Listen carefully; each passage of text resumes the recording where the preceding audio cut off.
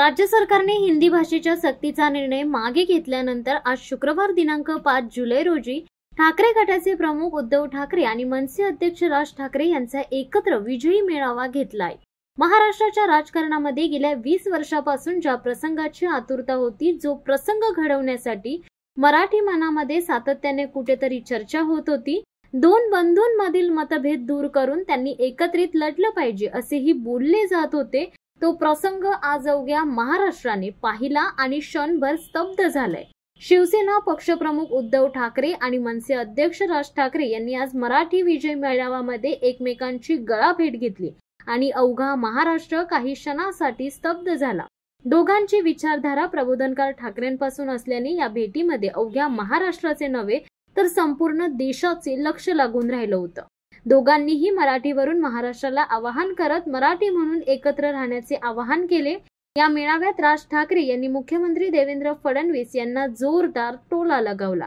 तब्बल 20 वर्षांनंतर उद्धव आणि मी एका मंचावर येत आहोत, जे बाळासाहेबांनाही जमलं नाही, जे अनेकांना जमलं नाही, आम्हा दोघांना एकत्र आणण्याचं ते देवेंद्र फडणवीस यांना जमलं, असं राज ठाकरे म्हणाले। त्यावरती मुख्यमंत्री देवेंद्र फडणवीस यांनी देखील प्रतिक्रिया दिली आहे। यावेळी बोलताना फडणवीस म्हणालेत, मी राज ठाकरे यांचे आभार मानतो, त्यांच्या एकत्रित येण्याचे श्रेय त्यांनी मला दिलंय।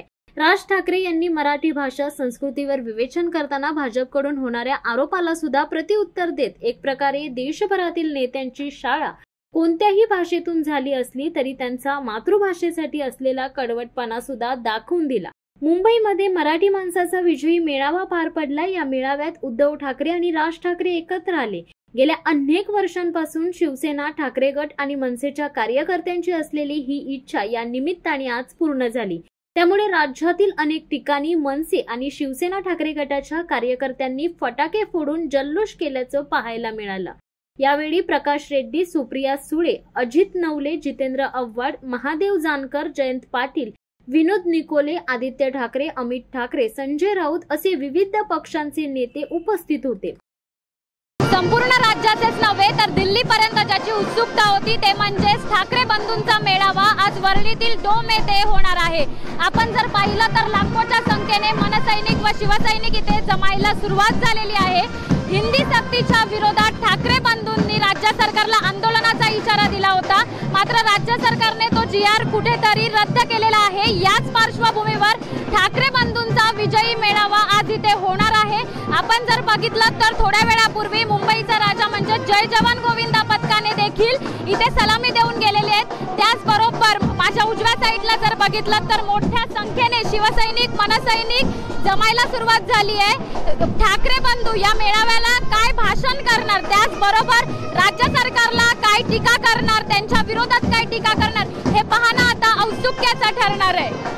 काय सांगाल, आज ठाकरे गटाचा विजय मेळावा आहे, दोन्ही ठाकरे बंधू आज एकत्र आले, त्यावर काय आपल्या प्रतिक्रिया आहे? खूप आनंदाचा क्षण आहे। जेव्हा सन्माननीय बाळासाहेब ठाकरे होते तेव्हाच हे घडायला पाहिजे होतं, पण आज आनंदाचा क्षण झालेला आहे। दोन्ही ठाकरे कुटुंब वज्रमुठ एकदम वरती करून आज बघायचे आम्हाला मंचावर।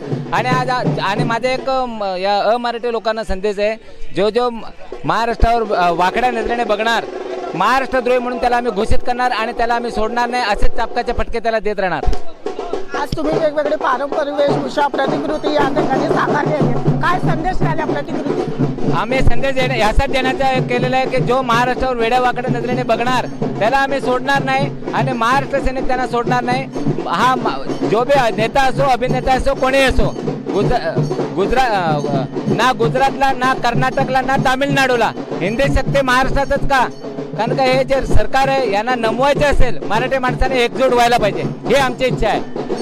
काय सांगाल तुम्ही, राज ठाकरेची प्रतिकृती या ठिकाणी दाखली, दोन ठाकरे या ठिकाणी एकत्र येतात, प्रतिक्रिया काय? मैं महाराष्ट्र से नहीं हूँ, मैं गुजरात से हूँ और मैं राज ठाकरे साहब का बहुत बड़ा फ़ैन हूँ।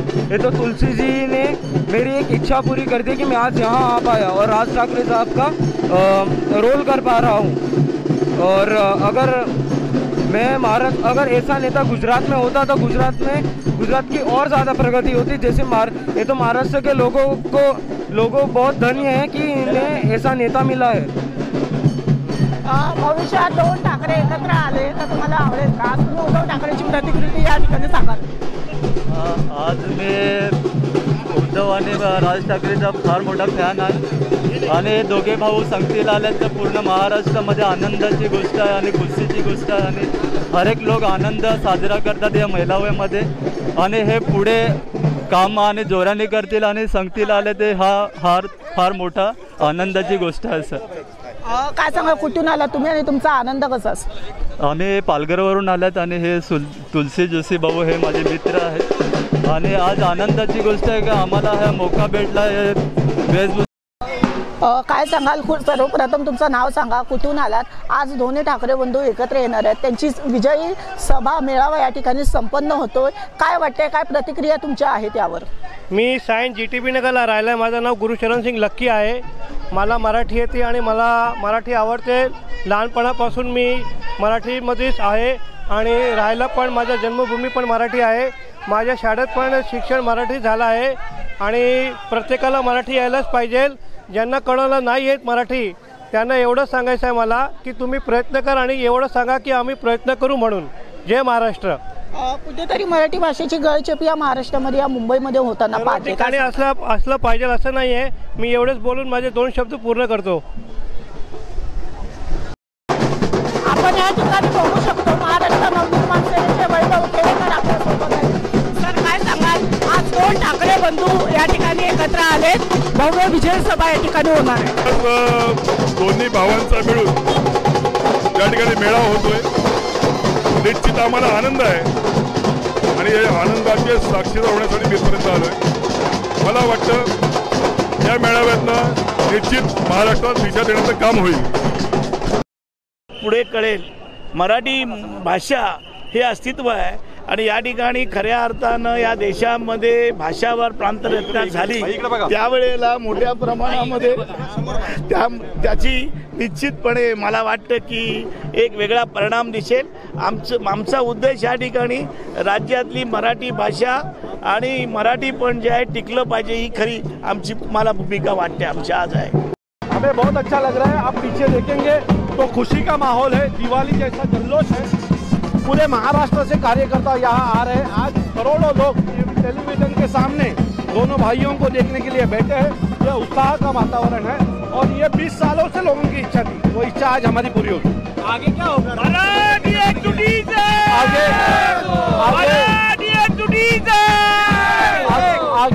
आगे ये होगा कि महाराष्ट्र में मराठी की सत्ता आएगी. बाला साहब को प्रेरित है, ऐसी सत्ता आएगी और महाराष्ट्र में मराठी राज करेगा. क्यों नहीं आएगी? मतलब होंगे.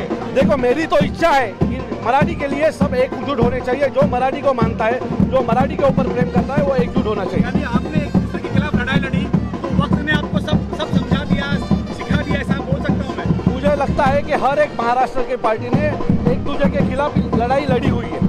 तो हमारा तो खून एक है. अच्छा, खून का रिश्ता है और खून का रिश्ता आगे बढ़ेगा. शिवसत्ता टाइम्ससाठी शेखर म्हात्रे, मुंबई.